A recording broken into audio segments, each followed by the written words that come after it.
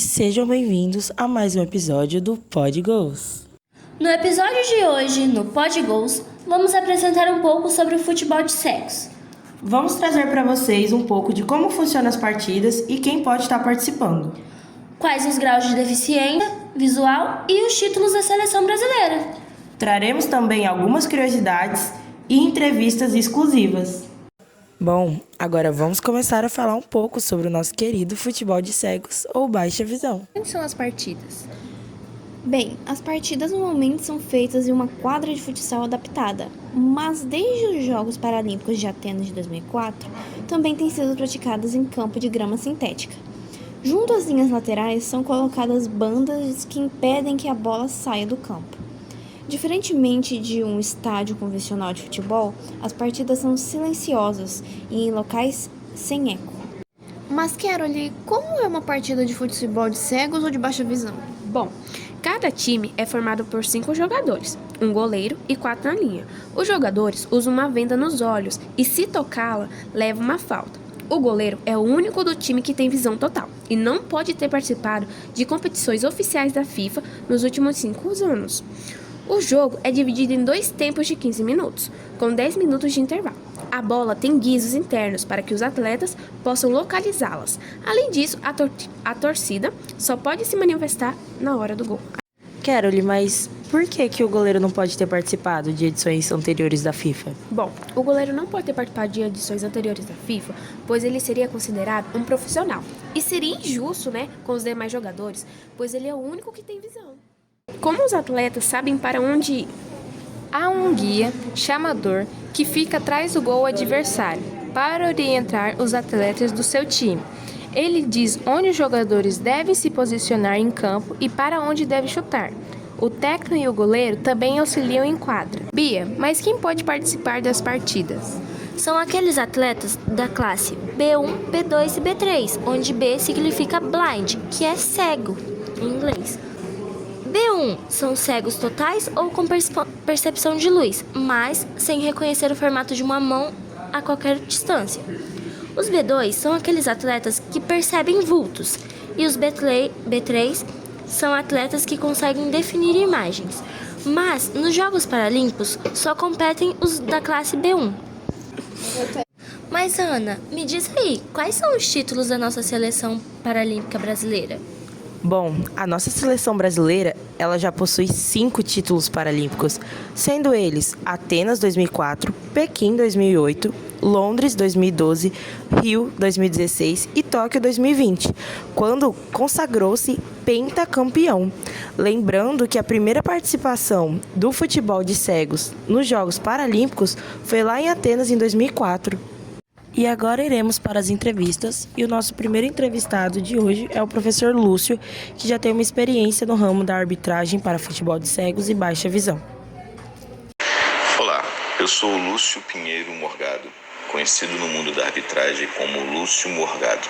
Sou árbitro de futebol de cegos e atualmente o coordenador de arbitragem da Confederação Brasileira de Desportos de Deficientes Visuais. Eu tive a oportunidade de trabalhar como árbitro nas Paralimpíadas de Beijing 2008, Londres 2012, Rio 2016 e Tóquio 2020. Além de 5 Parapan-Americanos, diversos mundiais, Copa Américas, campeonatos brasileiros e com isso somando uma certa experiência dentro da modalidade. Agradeço desde já o convite para essa entrevista à professora Lilian e às suas alunas. Qual foi a sua maior dificuldade em arbitrar um jogo para pessoas com deficiência visual? Antes de atuar como árbitro de futebol de cegos, eu atuava como árbitro na Federação de Brasília. Tive a oportunidade de apitar, antes do futebol de cego, jogos para deficientes auditivos e recebi um convite para atuar como árbitro de futebol de cego no campeonato regional que aconteceu em Brasília. Naquele momento, a minha maior dificuldade foi interpretar as intenções dos cegos. A intenção dele realmente ter feito ou não uma falta. Essa foi a minha maior dificuldade. Qual a diferença que você sentiu em arbitrar o futebol tradicional e o futebol para deficientes visuais? Todo desporto tem a sua peculiaridade, inclusive o futebol. E o futebol de cego não seria diferente. O que eu sinto de diferença entre o futebol tradicional e o de deficientes visuais é o respeito que os atletas têm para com a arbitragem. Isso eu acho fundamental e incrível. O que te motivou para querer arbitrar o futebol de cegos? Eu recebi um convite de um árbitro que já trabalhava um certo tempo na modalidade. E ele estava em Brasília e teve o campeonato regional na cidade. Eu trabalhava com ele no futsal e ele me convidou para atuar dentro desse campeonato regional, onde foi o meu primeiro contato com o futebol de cegos. Aí a partir dali, depois que você entra na quadra, é uma paixão. Você se motiva a cada dia, aprende a cada dia e se apaixona cada vez mais. Em algum momento de toda a sua carreira, você já pensou em desistir? Bem, até hoje eu não pensei em desistir não, e nem quero, mas tem hora que realmente a gente acaba balançando e tentando pensar em outras prioridades. Mas eu sempre tive muito apoio da minha família e sempre me preparei muito bem para poder dar continuidade ao trabalho, porque o árbitro também é um atleta, ele tem que se preparar psicologicamente, fisicamente e até espiritualmente para poder entrar dentro da quadra e fazer o seu melhor. Um momento anterior eu tive algum problema de uma lesão, tive uma ruptura na coxa e também um problema no joelho. Isso realmente me deu uma desmotivação para continuar atuando na arbitragem. Mas como era algo que eu sabia que poderia superar e superei, não tenho motivação para parar de jeito nenhum. Qual a diferença entre arbitrar o futebol de cegos e arbitrar o futebol de baixa visão? Temos vários tipos de futebol, entre eles os praticados por pessoas cegas, futebol de cegos, e o praticado por pessoas de baixa visão. O futebol de cegos é praticado por atletas cegos totais, com classificação oftalmológica B1. Com suas peculiaridades, a bola possui na sua parte interna guizos para produzir som. Os atletas utilizam máscaras faciais. Eles precisam falar voe, uma expressão em espanhol, ou voo, gol, ou algo similar, ao ir disputar a bola com outro atleta que a possui.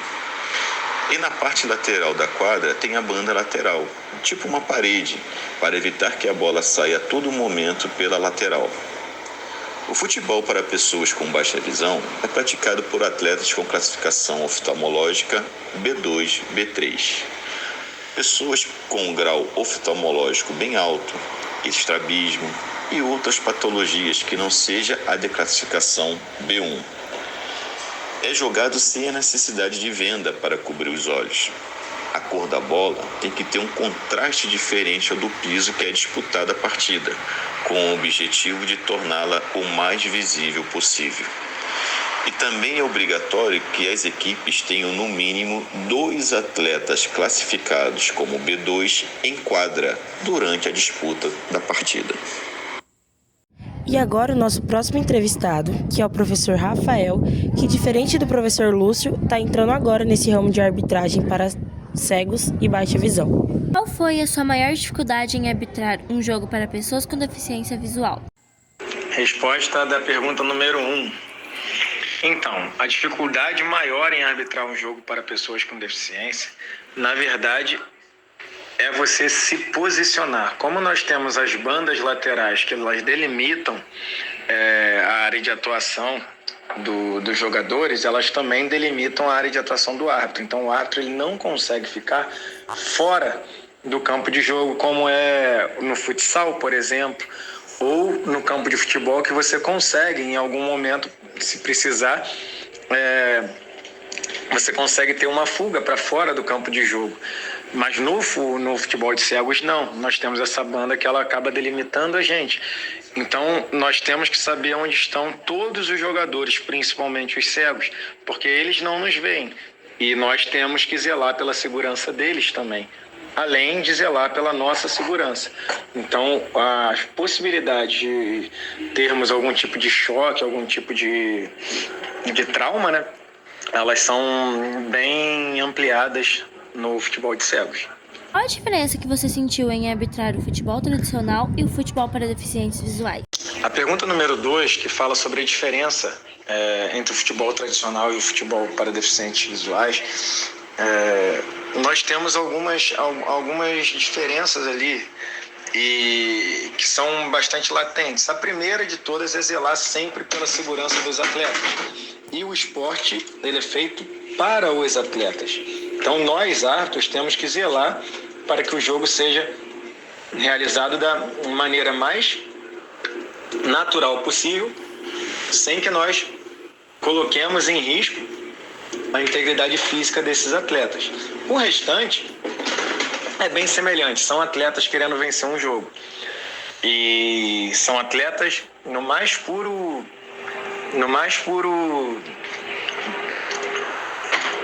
pura tradução do que seriam atletas. São pessoas que se dedicam àquilo, que trabalham, que treinam, que se dedicam fisicamente àquele tipo de desporto. Então, no restante, eles são iguais aos atletas de outros esportes e do futebol tradicional, né?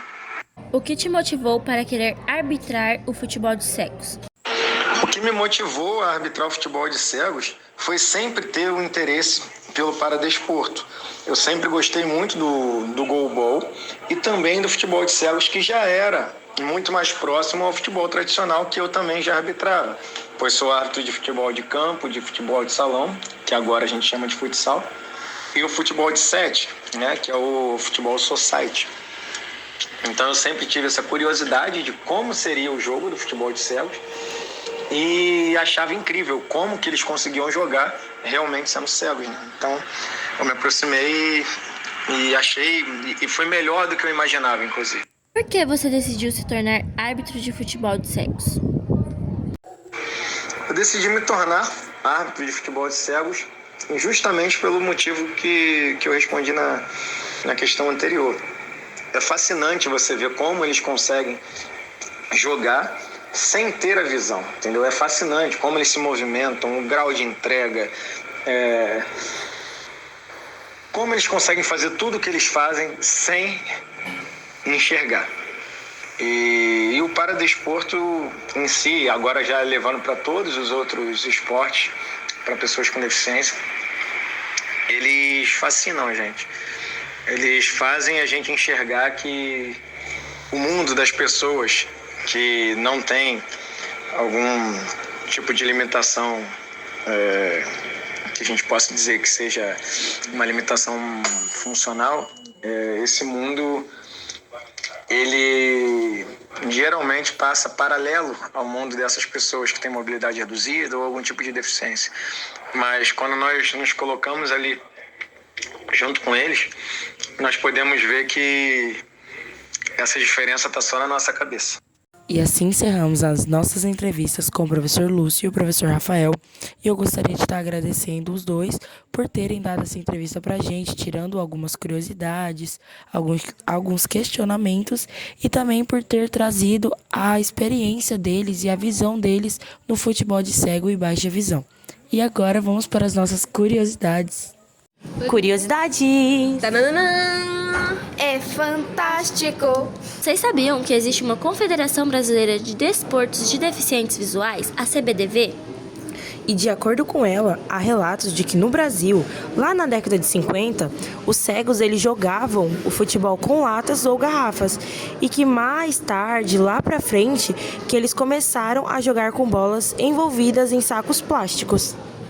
A primeira Copa do Brasil foi em 1984, na capital paulista.